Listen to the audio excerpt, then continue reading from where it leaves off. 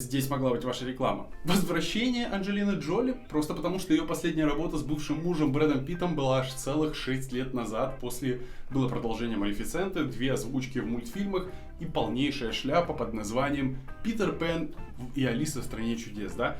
В этом же фильме, те, кто желают мне смерти, в этом фильме она играет бывшую руководительницу бригады пожарных, которая уже целый год просто мучается, страдает, не может пережить гибель подчиненного во время лесного пожара, а также случайно оказавшихся на местности мальчишек.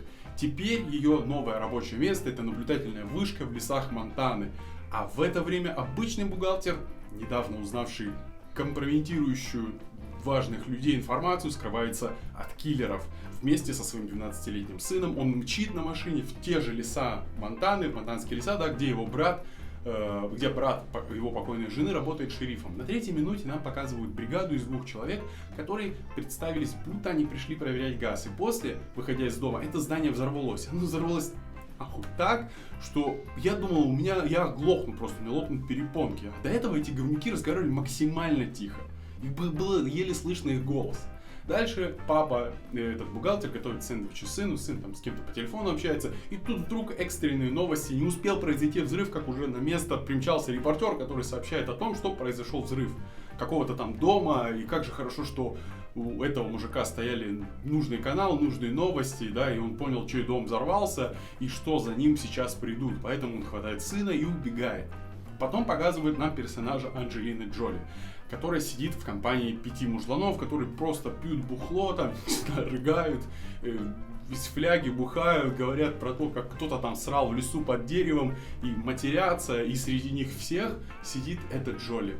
Как вы понимаете, ее не гримировали под типаж таких мужиков или под ту работу, которой она занимается, она выглядит неправдоподобно, она не вписывается в кадр совершенно. Просто такое ощущение, как будто какая-то модель случайно забрела туда, или кто-то из них, этих мужиков-счастливчик, ему удалось захомутать такую красотку, и теперь он везде ее берет с собой, чтобы похвастаться своей как наградой, да? Или сейчас вообще начнется порно, я не знаю. Но она никак не выглядит работницей спасательной службы пожарников или бывшим работником, и сейчас сидит на вышке в какой-то глуши в Монтане. Простите меня, но нет. Не верю, как бы сказал бы Станиславский, да? И персонаж Джоли решается провернуть какой-то дурацкий трюк, прокатившись сзади на пикапе с парашютом, чтобы как-то, когда она оттуда вылетает, раскрылся этот парашют, и она приземлилась безопасно. Она все это сделала, но на это каким-то чудесным образом просто с неба сваливается шериф, который случайно там проезжал, и она такая, что ты мне сделаешь, арестуешь? И он ее арестовал, да. Так грубо, сильно зажал в наручники, прижал к машине, к двери, да, прочитал ей мораль и начал учить жизни, и вообще он знает, кто она такая, и что она там мучается, и на самом деле, что происходит. Мне от всех этих телодвижений, от этого момента почему-то было очень неудобно сидеть на месте. Он делает какую-то фигню, а стыдно мне, и, краснею я. Даже подташнивать как-то начало. Дальше эти бандосы из предыдущей сцены со взрывом дома ищут следующую цель. Того папу с ребенком, да?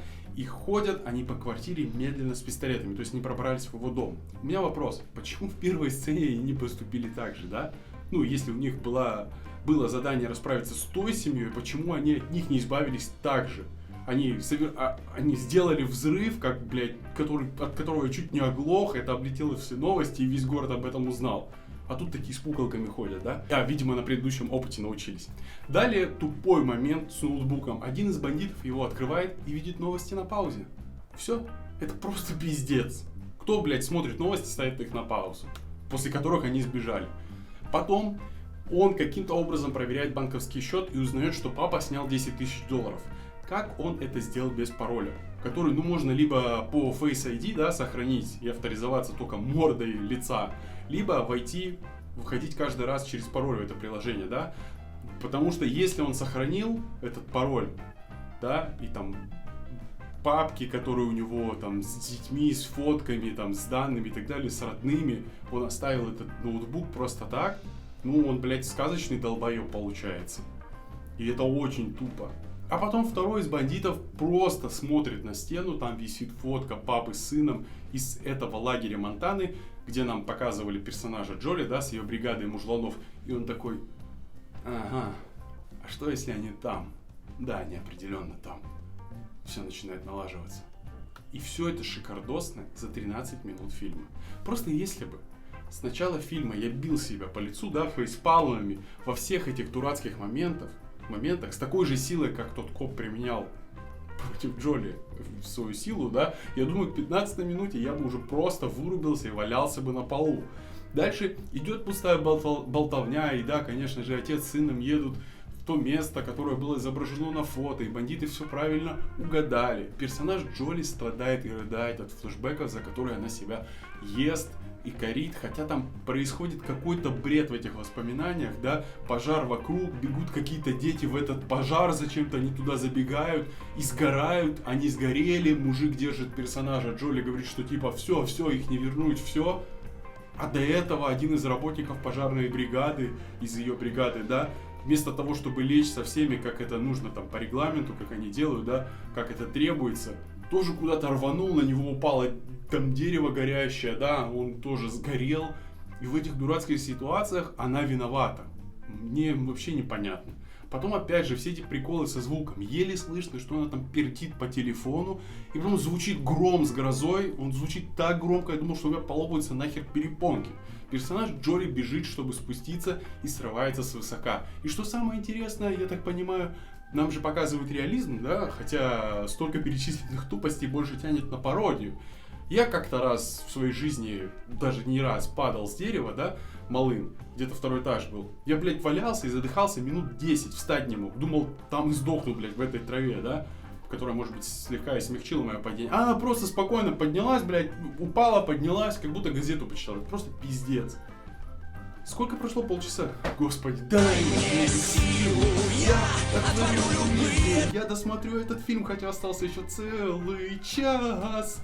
Очень тяжело смотреть физически, не знаю, психологически. Эти наемники пытаются расправиться с бухгалтером, это просто кровь из глаз. В него стреляют с 2 автоматов, но он как-то выруливает и слетает в кювет. И, блядь, не раскрылась ни одна подушка безопасности. Запомните, что это за марка машины, и ни в коем случае не покупайте такую модель. Ну и нахуй. Но должен отдать должное, что когда свидетелю вынесли мозги выстрелом в голову, да, и куски мозгов валяются там по салону авто, стекают по стеклу, тут, конечно, реализма не занимать, да, сделано очень красиво. Хотя, погодите, если они выстрелили и мозги вылетели, получается, в башке отверстие, да, и пуля должна была разбить их, ну, блядь, короче, смотрим дальше. Дальше между бандитами идет диалог, что мне для этой работы нужно было больше людей, потому что они сработали грязно, оставили кучу после себя мусора, да, который придется прибрать, а времени нет. Возможно, в этом есть доля здравого смысла, да, действительно, для чистой работы, чтобы все выглядело как несчастный случай, возможно, нужно было больше людей, и там руководство сэкономило, не знаю.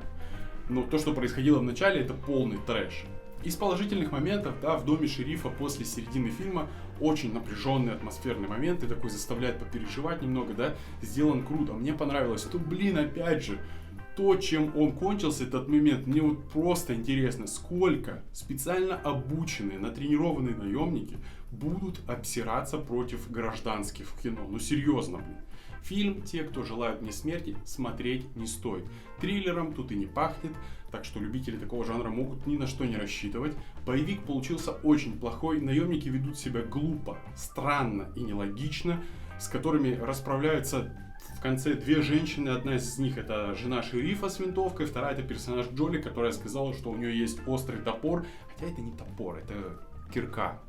Хорошего сюжета, диалогов или каких-то сильных эмоциональных моментов, как для драмы, тут тоже нет. Единственная тут драма это в том, что практически на протяжении всего фильма, как нам показывают Анджелину Джоли, она страдает от воспоминаний того, как сгорел человек из бригады и 3 внезапно оказавшихся посреди леса детей.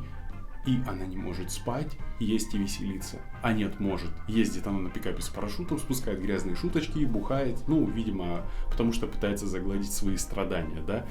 Если вы хотите посмотреть фильм чисто из-за актрисы, да, из-за Анджелины Джоли, то ее тут не так уж и много, больше она появляется в конце. Фильм «Те, кто желает мне смерти» лучше не смотреть. А на этом все. Подписывайтесь на канал, жмите колокольчик, чтобы не пропустить новые отзывы и обзоры новых трейлеров. Делитесь своим мнением в комментариях под роликом об этом видео или о фильме. Ставьте большой палец вверх. Всем спасибо. Пока.